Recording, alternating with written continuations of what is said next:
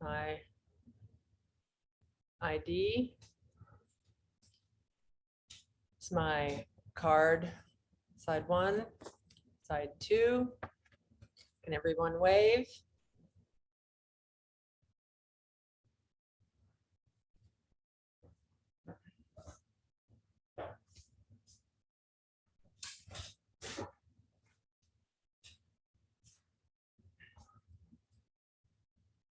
The Everglades is dying. This is not an exaggeration. This is an actual quote from the Florida News Times, a state-based national and international news source. The quote is from June of this year.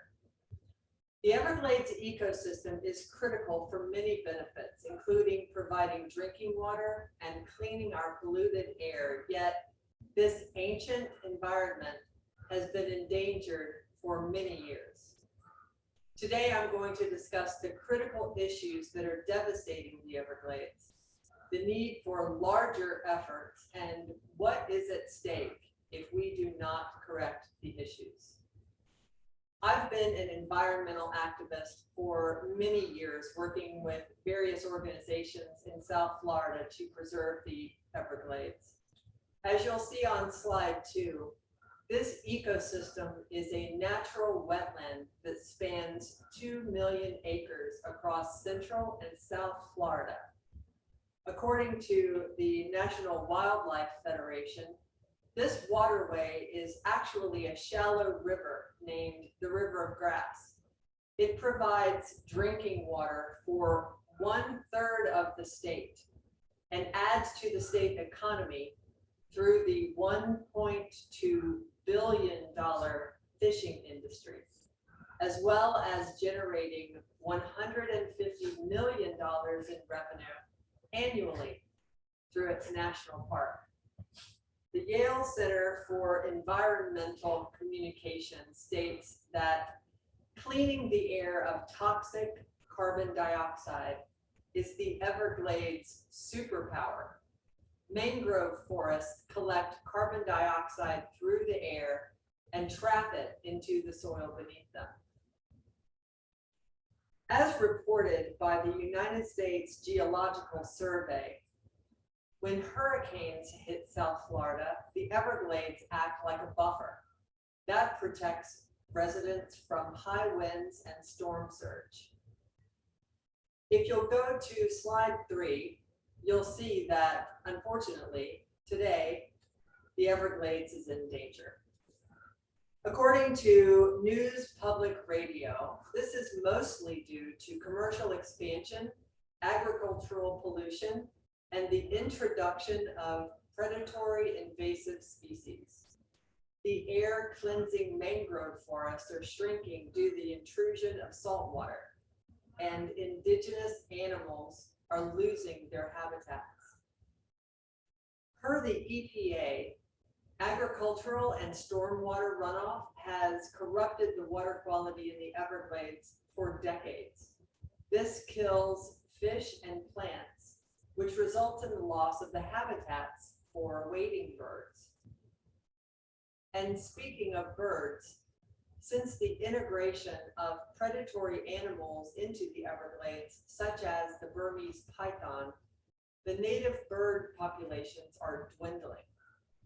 According to the peer-reviewed journal, the Wilson Journal of Ornithology, 25 species of native birds are being wiped out by these pythons, and some of these birds, including the wood stork, are endangered.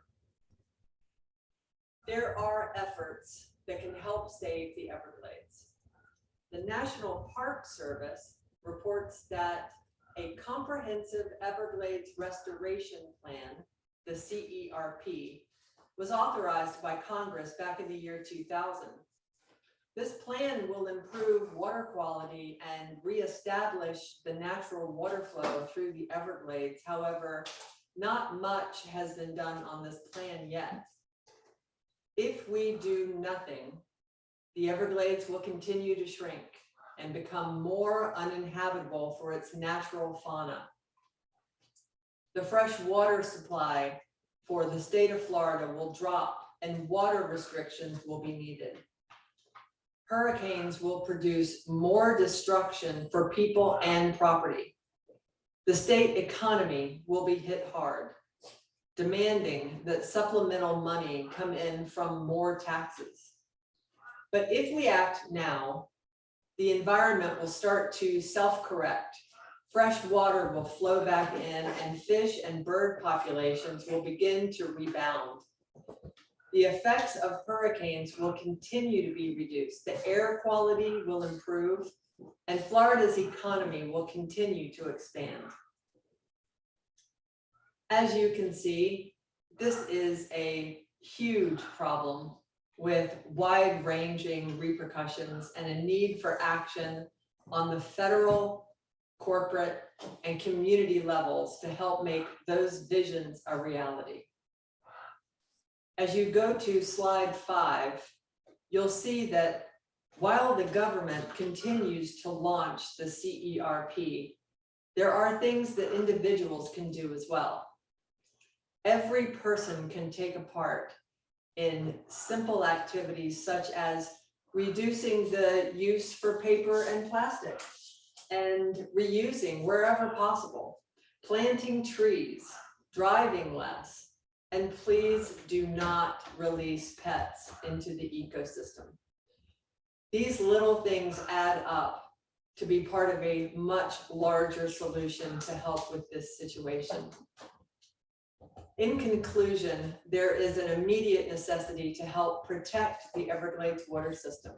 The government has the CERP on its roadmap, but each individual can also help by recycling and reusing as much as possible.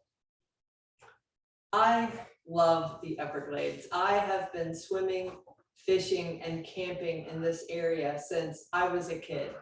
It's a wonderful natural environment that Florida is known for. Let's protect it so that it's there to provide a cleaner world for our kids and for future generations. Thank you very much for your attention, and I'll now take any questions from the audience.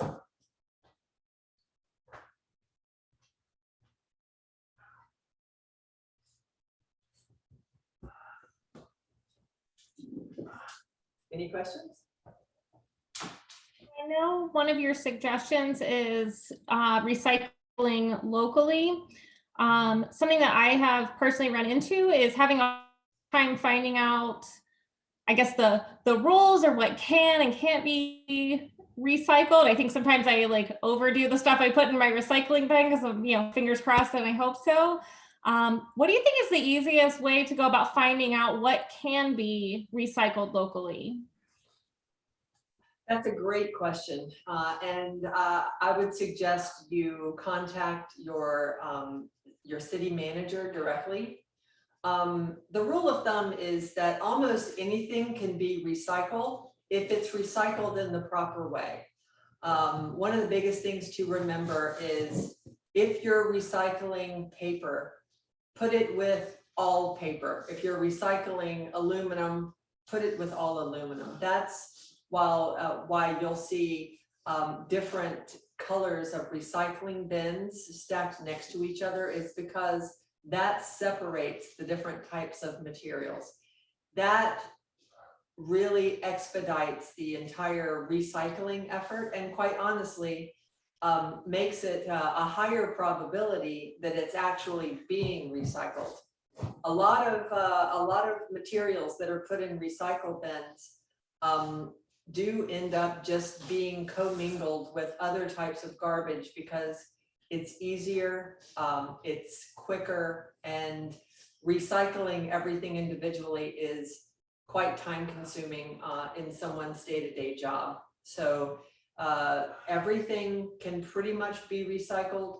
Find out through your specific city what those materials are and the best way to recycle them. I know you mentioned the fact that you've had a good amount of experience going to the Everglades. Would you say that you have seen over time a change to the environment that is in the Everglades based on anything like pollution or whatever it may be? I unfortunately have seen a lot of change in the environment. A lot of it has been due to hurricanes, fires, which are also incredibly common in the Everglades because, we are the lightning capital of the world. So a lot of lightning happens in the Everglades. But on top of that, the destruction of just the natural wetlands is obvious. Areas that used to be, pretty filled with water are now just as bare as most streets. With climate change and with salt water infiltrating in, which leaches a lot of the fresh water out, it is shrinking at a rate that is just really frightening. So it doesn't, you don't have to wait too long between visits to be able to see drastic differences in the entire Everglades environment.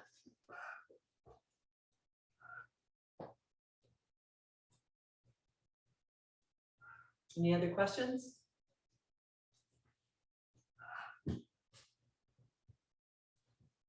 Okay, I think we are at time. Thank you.